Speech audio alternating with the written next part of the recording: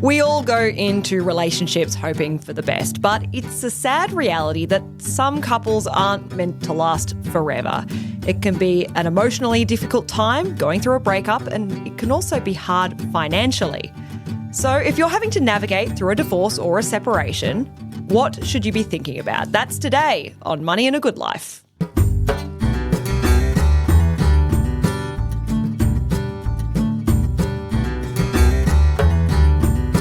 Well, my name's Stephanie Coombs and I'm here with my co-host and my mate and the money expert, Ryan Watson. Hey, Ryan. Hi, Steph. How are you? I'm not too bad. We're talking today, Ryan, about a bit of a difficult topic, but I think it's an important one, divorce and separation. But we've got someone here to help. Angela Harbinson, she's the founder of the Separation Guide. It's a tech platform that tries to make separation a little bit easier on everyone involved, and I think that's a good thing. Ange, welcome to the show. Thanks for having me. How'd you get into this line of work?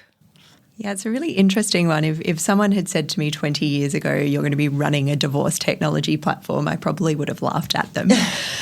But I think, like most of us, as you get a little bit older in life, you look around and there are plenty of people around you that are experiencing this. And for me, I reached my early 40s and I realised I had about 30 friends that had been through separation and divorce, and not many of them had a very good story to tell.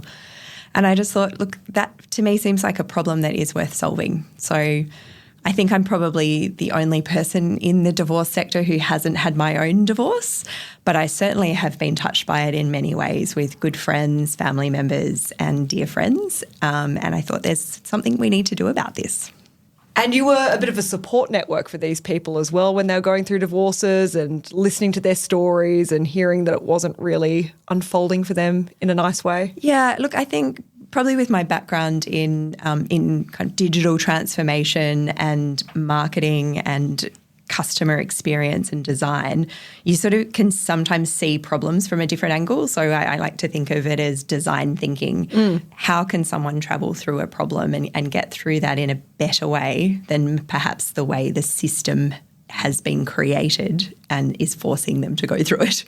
And if I can be so bold, Ange, what were some of the themes? So you mentioned 30 close friends. What were some of the themes about the problems of going through it? Not just navigating their own separation, but whether it was the system or anybody else involved? Oh, so many. I think probably one of the main ones, particularly for women, is a kind of it's all too hard, I'm just going to back away. So what happened to a lot of my close friends was they felt they couldn't afford to get professional support. They didn't want to be in a conflict, and that was painful in itself. What they were going through was very emotional. So they stepped back and just went, I'm just walking away. I'm just going to take this. And often that was not what was actually right, would have been rightfully theirs. And then it's often later they reflect back and go, God, I wish I'd done that differently. Yeah, you know? I should have known what my rights were. I should have got some advice about that, or I should have got legal advice, or I should have got financial advice about that. And here I am now. And, you know, some of them, I hear it every day, stories of women in their 50s and 60s that didn't get any professional advice. And that's why we've got 113% gender super gap for divorced women. And even in my own friendship group, people who've gone through separations in their early 30s, same thing, like that, you know, they might have built something together with their partner, and then when it separates, it's just that, oh, this is a really heated thing. I just don't want the conflict. I'm stepping away. There's no good way of doing this. Yeah. I'm just out. I'm out. It's easier if I'm out. But and then seeing the ramifications of that later on, it's not good. I think people sort of tend to, in that situation, you do, it's a natural human reaction. You go into fight or flight mode. Yeah. And that's really what our platform's all about, is trying to combat that. Like the fight is the conflict, you know, really pushing into conflict. And sadly, we see it all the time with domestic violence rates at highest levels that we've seen ever. And then on the other side, we've got this flight mode, which is this is all too hard. There's so much confusion in this. I'm just trying to deal with survival right now. Where am I going to live? I just need to look after my kids. Can I even survive? Most people sort of immediately think, I'm not going to get anything. This is going to wipe me out. I'm not going to get anything. And that happens even with the most sophisticated investors, people that are very intelligent, CEOs of companies this thing just brings people to their knees. It paralyzes you. Yeah, sometimes potentially they, fall into the trap of thinking worst case. Yep. If that's being reinforced Yep. by potentially a more aggressive or dominant partner, that Yep. reinforces that as well. And there's a bit of a spiral there. Yeah, so we're really about trying to help people navigate their way through and match them with the support that they need. Now, just to be clear, we're talking about separating here and not just divorce, and that's because you don't have to be married for there to be financial implications if you break up with your partner. Is that correct? There are financial implications. So really the way the law is structured is to support people if you've been in a de facto relationship, so you've been living together for a period of time, you are considered the same way as if you were married. So that means the assets that you have together would be divided, and the law would look at things like the different situation in your, the different circumstances of your relationship, in that if you had children together, the duration of that time together, what kind of contributions you might have made, and also those non-financial contributions you may have made as well. So if, say, one person stepped out of the workforce for a period of time, either to support the other person's career or to study or to raise children, they're all factors that come into when they're looking at how they would divide and what would be legally yours. So again, you don't have to be married for there to be some kind of financial implications for either people. If you are starting a relationship, I know it's not very romantic talking about what would happen if you broke up, but that's not a bad conversation to have, perhaps. Do you think, having worked in this sector now for a while? It's really interesting because no one wants to go into it, with this pessimistic outlook that, things are going to end.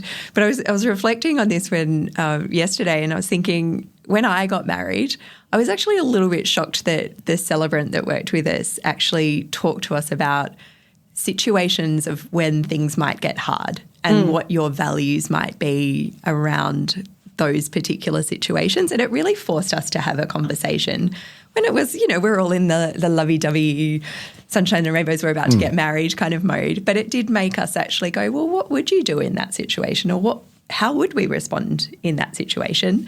And I think it's the same when you're thinking about protecting yourself or thinking about what assets. I mean, a lot of people are forming maritable bonds later now, so that comes with you're a bit further into your career. You may have some assets of your own when you enter that relationship. So really thinking about what they are and even documenting those things early on can be a way to sort of help you understand what your out might be later in life. So there's no doubting, Ange, that that's a difficult conversation, but Absolutely. It's almost plan the hard before it happens. Yeah. And then it's never as hard if you've already discussed it. Exactly. I mean, you hear it all the time in business conversations, plan for the worst case scenario when you set up your company. So, if you're working with other people, you want to look at what all those scenarios are. And it's the same with your marriage. Yeah. I do know if we bring this in a business sense for us at Tribeca, when we brought our first shareholder on, apart from myself, we actively planned the divorce, yes, in a legal sense, but we almost got like a business marriage counsellor in as well, someone we respected who's a leadership coach, and he took us through a few sessions and we did discuss what would happen. So similar to the celebrant, we did that in a business sense. That's an incredible way to approach it, because I think still, relationships still sort of carry this stigma. But if you really think of it like coaching, because that's what it is. I mean, relationships, I think, are the key to people's happiness in life. So if you think of that as, I want to invest in my relationship and I want to have that coach, I think it's a really good mindset for having as long and happy and healthier financial life as well. Absolutely. You'll like this because, you're a man who likes plans and meetings and whatever. But we've learnt that over we've the learned journey. This, I have learned this, but we like superannuation as well, but for another time. Yeah. Anyway, one of my mates, he has catches up with his partner and they'll have a conversation. The other partner's not super into this, but he'll be like, okay, let's have a monthly catch up on finances. And part of that conversation is working out if we were to break up, how would we split it? And the other partner's like, I don't want to. It's like, no, I think that it's good just to stay on the same. Every month. Well, it's I'm imagining a spreadsheet, a it's PowerPoint. like, here it is. Yeah. It's not quite that sort of. You spent $200 this month on that, so therefore that comes off. This is our consolidated balance sheet. I've got some interest, and I'm interested and scared. It doesn't sound. It sounds worse than it is, but it's part of the conversation. Like, okay, well, look, here we are, because they're at the moment they're building a house. It's like, okay, here we are. This is here, and this is here, and like maybe. I don't know if the breakup happens every month, but it's the conversation where they track, look, if this is where the assets are and I've spent this much and you spent that much, so we would divide it that way. And there is no avoidance of doubt for either of them. And as the assets in the relationship change a lot, that means that, these guys have this like quite complex relationship and financial relationship. And it is actually one of the healthiest relationships I've ever encountered in my friendship group. Like, that's great. Those two, so like, open and transparent. I will add a layer to that in terms of understanding the fairness of that division and how that is actually divided is probably an important thing, because we can go, most people I hear go 50-50, that sounds fair. Yeah. But that's often not the case. Which leads to, a question from myself, Ange, in terms of reason for separation. I imagine infidelity and money probably at the top of the list. It's actually not. Really? Okay. Yeah, it's not. So communication breakdowns is one of the big ones. Okay. Financial pressure. Yeah. Yeah, and certainly at the moment, that's the one that we're hearing a lot. Really? So you hear, the things that destabilise, any kind of uncertainty tends to create tension. Yeah. And if you're not communicating, then things aren't clear. Then that breaks down. Yeah. So things like there's been quite a lot of redundancies happen. There's a lot of business insecurity at the moment. So we've seen that 1 in 6 people doing our Q&A have a business. Okay. So really high rates of business insolvencies at the moment, which those two, divorce and business insolvencies, often line up. Really? Yeah. So I worked at an accounting firm earlier in my career, and it was during the GFC, and they were like, there's 2 types of businesses that do quite well in this kind of environment, and it's insolvency and divorce businesses. I had no idea. Yeah. That's interesting and sad. Yeah, it is. Yeah. It is. We're seeing a lot of that at the moment. There's a lot of global uncertainty, which for some people raises a lot of fear as well. Things that Trump's putting out there will unsettle a lot of people, because that could have ramifications of policies that may impact, their business or their personal life, particularly around DE&I. And it's really hard to avoid, isn't it, Ange? Because bad news sells. I think the stats, something like 72% is negative. So if you're open to it, that's all you can hear. Yeah, and I think sadly also, obviously there was a recent, the cyclone up in Queensland, all the weather events. We also see where there has been a devastating impact of natural disasters. That also puts pressure on relationships, because your homes are disrupted, your family life is disrupted. That puts financial pressure. So we certainly can see from regions like Lismore that have been impacted quite a lot by natural disasters. Yeah. Over time, you can see the rates of separation in those regions also go up. That is not what I would expect to be the reason for divorce would be natural disasters. But, the stats are there, and it does make sense when you explain it. You've obviously been working in this sector for a while, and I'm sure you've heard a lot of stories. What are some of the most sort of common mistakes you hear or you see when people are trying to navigate through a separation?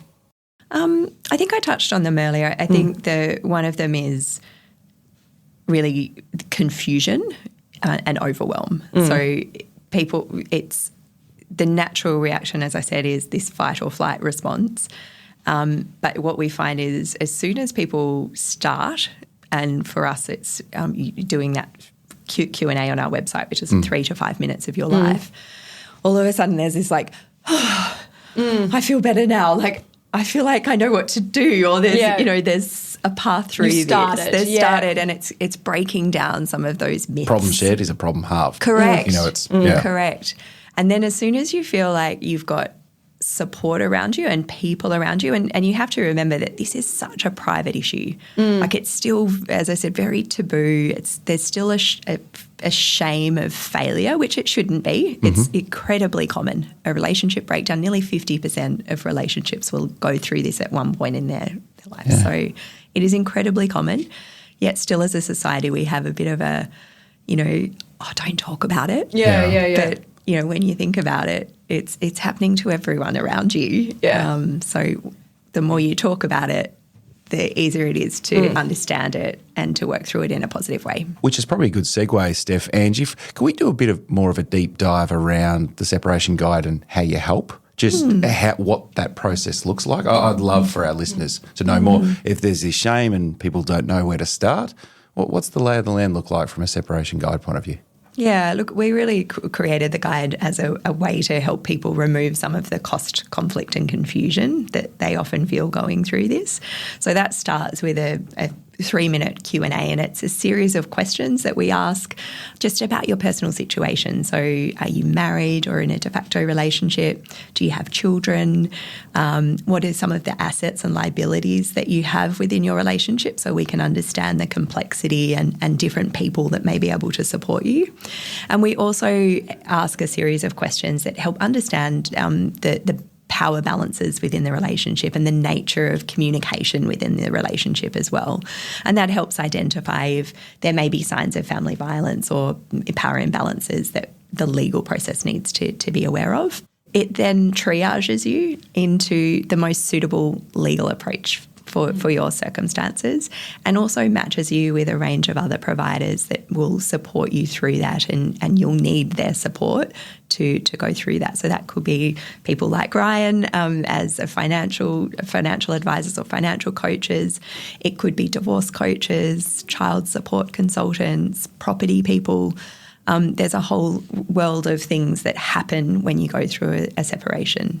So we're really helping to triage you and match you to all of those support services, and also any funding that may be available to you as well.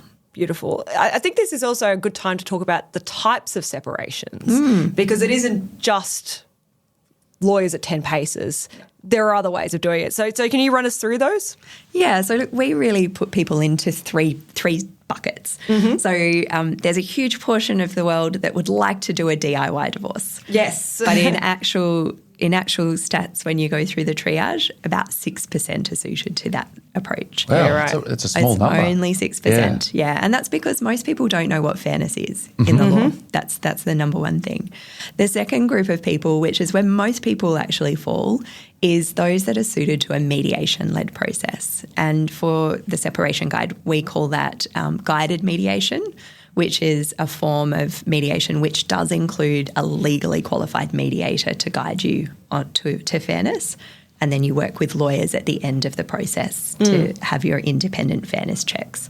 Now, that's a requirement within the law that each person has independent fairness checks, and that's really important because it makes sure that you're both receiving information that says, yes, we've reviewed all of your assets here. This is fair, the arrangement that you've come to.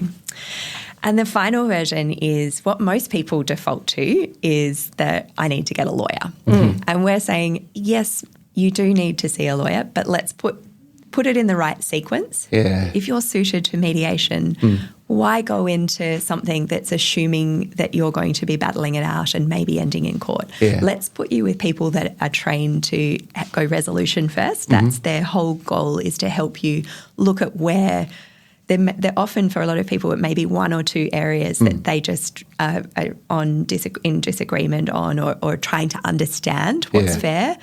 But the majority of people are not needing that legally led process. I really like that mediation-based approach. And, instead, the way I figure it is, as opposed to getting the family lawyer from the start and you both go into your own trenches, somewhat on the same team or working together to then still get a fair outcome for yourself that's legally binding as well. So absolutely. And what we see is it's a much faster process.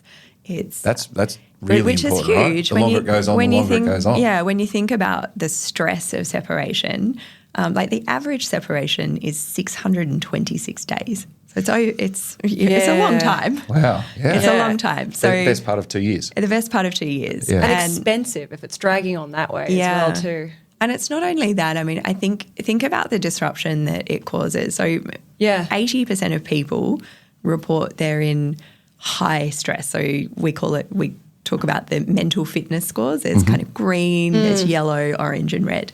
80% of people during their separation say they are in the orange or red zone of separation. 2 years? For 2 years. Wow. And during that time, miserable. Yeah. you're probably trying to hold down a job. Yeah. You've got kids. You might have aging parents. Yeah. You've got friendship networks, everything else that's going on. Yeah. So you're the typical age is in your 40s, slap bang in that sandwich. You've got kids need at the highest need. You're probably working the most that you've ever worked, and you've probably got the highest amount of debt in your life.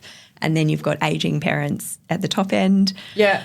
Probably things like menopause going on. There's all kinds of things that are going on in your world at that time. So it is a really stressful time for a lot of people, and that's why we're seeing skyrocketing mental health claims in things like work cover, income protection, and in health insurers, all linked to separation.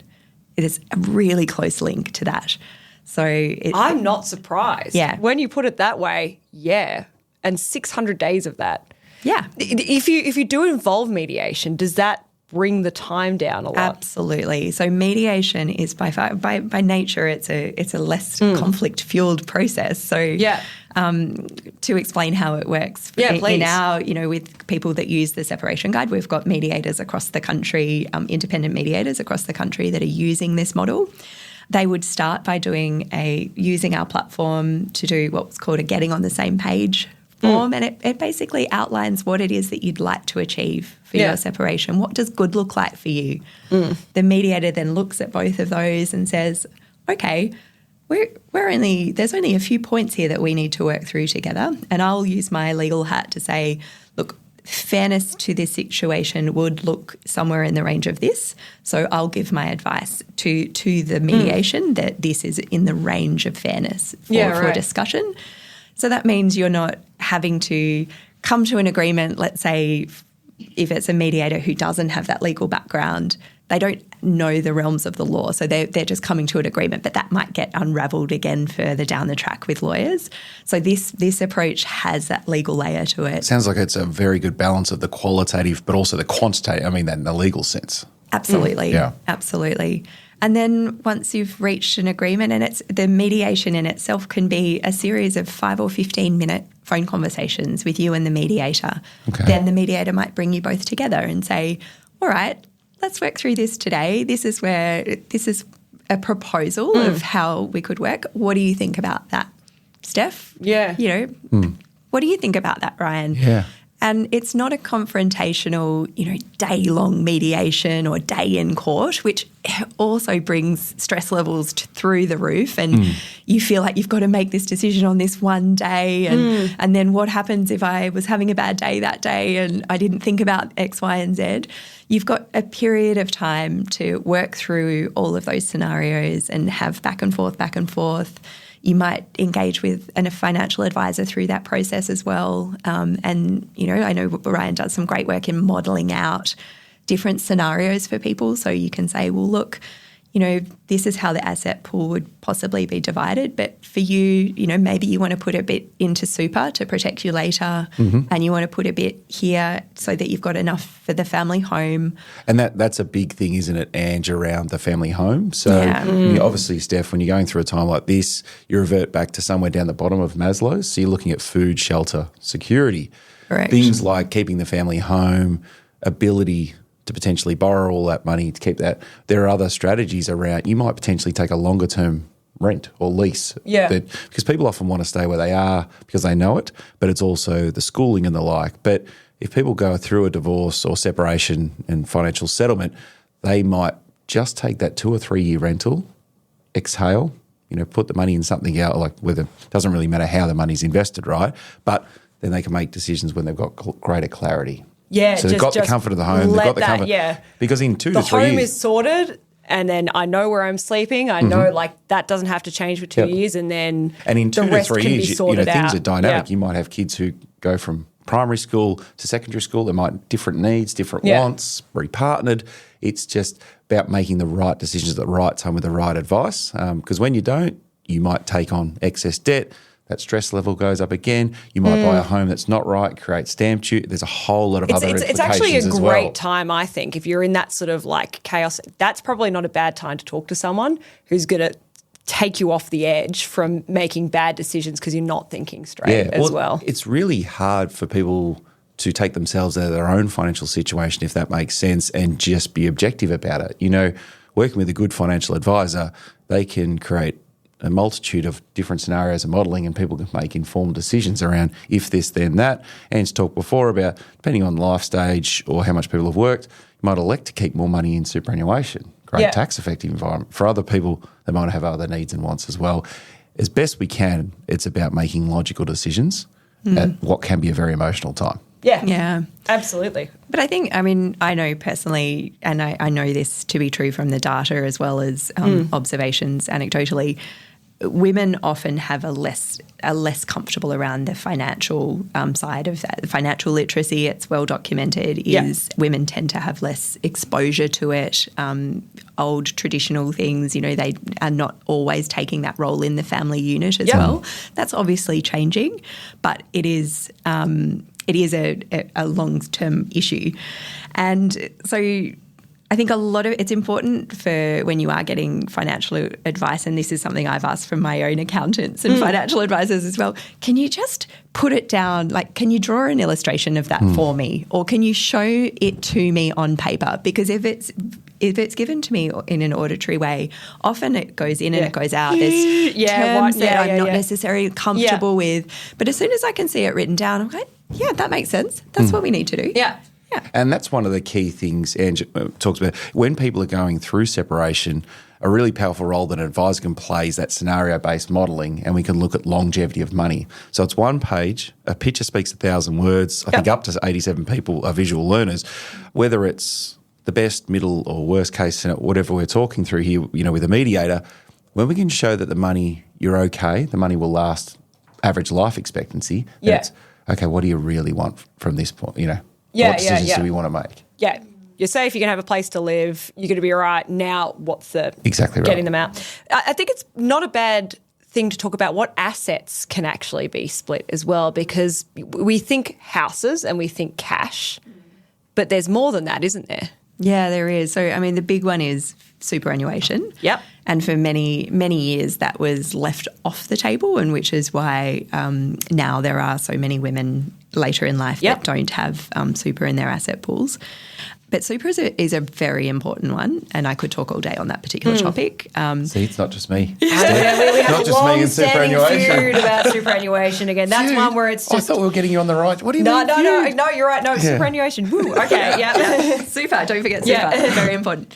But it's also things like a lot of people have got cryptocurrency. There's shares that you might have, any asset that is part of that division. What about something like, what about debts? Does that get featured into into separations? Yeah, absolutely. So we look at assets and the liabilities. So my home is worth 1.5 million. Yep. But the debt on that is worth 750. So that's all taken in, and we look at the, the net asset pool to be divided, and then they look at what would be considered fair in that, and what are people's preferences in the way in which that is divided. And I think that's probably the important layer that a financial advisor brings. So I talk a lot about the different roles and who can do what in a separation, because a lot of people think, I'm going to go, to a divorce coach and they'll help me through this, or I'm going to purely go to a financial advisor and they'll help me through this.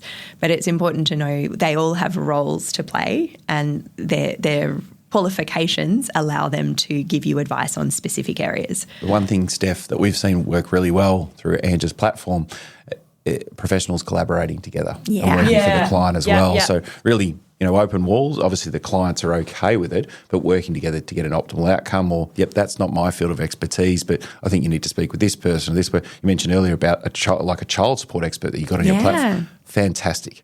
Really difficult at doing calculations, and she's a real expert. She's fantastic. Yeah. So it really is. That was again in the system design of this whole thing, coming from a pain point of a business owner, where there's nothing worse than when you've got a problem and you've got to have, your lawyer, your financial advisor and your accountant talking to one another and nobody's talking. We wanted to make the platform designed in such a way that you, the person going through the pain, doesn't have to tell and give all of the same information again to and each again person. and again. And that, have the same in some difficult cases creates the conversation. trauma. I was going to say only adds to the stress, right? Adds to the stress, delays everything, because you're like, I can't get to that. Oh, that's just too hard. That's going to be an hour of my time. I have to pull all that stuff out again. Yeah. So we look at what you've told us in the Q&A. If you then meet with any of the professionals, we just take a little bit more information. So what you've already told us, we just gather a little bit more. Then if you need to go and talk to your, property expert, half of that information, more than half, probably 80% of it is the same. So we just pass off the relevant information to them, so you don't need to go through that pain of. We've also found, Ange, it's a great way for, clients of the platform to find new professionals, because they want a new professional as opposed to the one that they had in the marriage or the relationship. So where do they start? Yes, you can take personal referrals, but by having people on there as well seems to work really well. It does. And I think a big part of our platform and the network is everyone that's on there is signed on to an ethical charter. Yeah, so good. It's a real point of difference from the broader sector, because I guess particularly in legal gets a bit of a bad rap. It's sort of like a bit of a dirty word, but it's such an important part for a fair society. But the whole billing by the 6-minute increment and meeting your billable targets each day, it doesn't always motivate a resolution-focused approach. Whereas everyone who's signed on to our charter is measured on their ability to keep you out of conflict.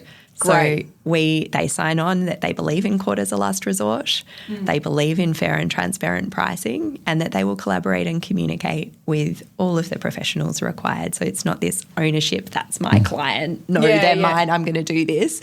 It's a know your lane, stay in your lane, do your job, and help this person get the best possible outcome. And that's genuinely been our lived experience, which is great. Yeah. Is there like a checklist of things that you should be thinking about when you go through a separation? Is there like a cheat sheet of make sure you've done this? Yeah, there is. And actually that's part of the tech that we created, because we realised everyone wanted something like that of like, what do I actually do? Yeah, what do I need? So there's a free sort of basic checklist on our site that anyone is able to download. But for those that want to save themselves some time and hassle and of not forgetting all the things that you should do, we've created a tech version of that, which is called the SEP Guide Plan, and it's something you can subscribe to, and it essentially is customised to your unique situation. So if you've got a property, if you've got kids, all the different factors, and it prompts you on all of the considerations to think about, and also prompts you when it's the right time to connect with professionals. Yeah, great. I mean, what I would like to think is that it's possible to have a happy, amicable separation. It is, right? It doesn't have to be nasty, does it? No, and I've got so many great stories of how that works well. And, really? Please, I need a good story. You need a good story. Yeah, give me a nice one, please. It's not all bad, and I think there are plenty of them. But there's a lovely one, Janie Martino, who is spoken about this on other podcasts and in the public domain about it, so it's not a private matter. But she's the founder of Smiling Mind. Her and her partner, when they decided to separate, they wrote a letter to all their friends and family and sort of said, this is how we would like this to play out. So we are still good friends. We still want to be invited to family friendship gatherings as individuals for our family to attend. We're not in a fight. We don't want you to feel like you need to pick sides. We still meet every week and have a family dinner, and we talk about, the logistics of what's going on between our kids, and we're going to be friends and connected for life because we have children together. So help us and support us in having the kind of that is amazing. I love it. And I use it all the time when I'm telling people. I finally met with Janie a month or so ago, and I've told her how much that story is so important for people to hear, because it doesn't have to be a battle.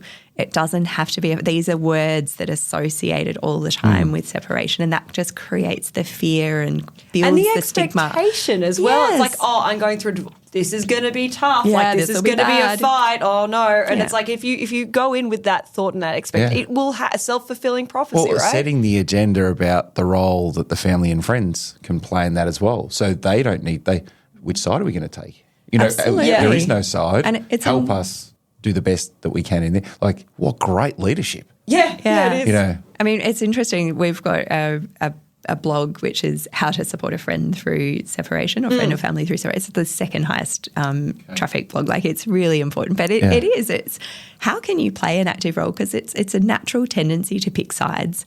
But honestly, I look at lots of the different conflict drivers through this, and sometimes it is friends and family that do that unintentionally. They're actually playing that role. They feel it's almost that's a way of being supportive by taking a side. Correct. Yeah, and I know certainly with someone very close to me, they said to some of their friends, you know what, this isn't actually helping any of us. It's certainly not helping me. Yeah.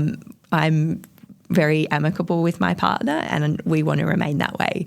So I encourage you to reach out to them and include them in things as well, because we're not trying to create that between us. Yeah, I mean, I think that's beautiful. And I also think that when you're going through a separation, involving your friends and family and making sure you do have a support network is just crucial, right?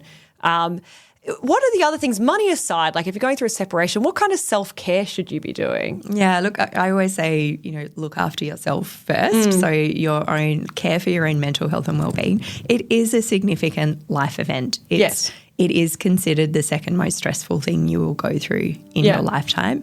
So be prepared, look after yourself. Yeah. Don't be too hard on yourself. I was thinking in terms of being kind. Be kind. Be kind to yourself. Yeah. What's the self-talk sound like? Yeah.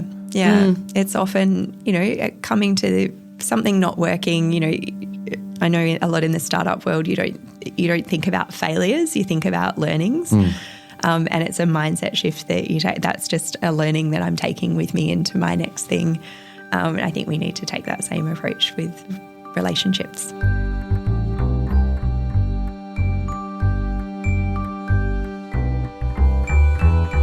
And look, Ange, thank you so much for your time. I really appreciate that. You've given us so much information. It's been great. And if you do want more information, theseparationguide.com.au is a great place to start. There are heaps of free resources online there.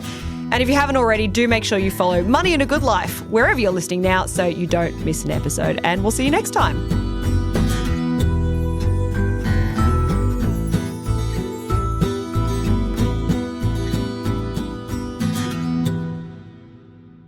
Advice given in this podcast is general in nature and is not intended to influence decisions about investing or financial products. Our listeners should always seek their own professional advice that considers their own personal circumstances before making any financial decisions.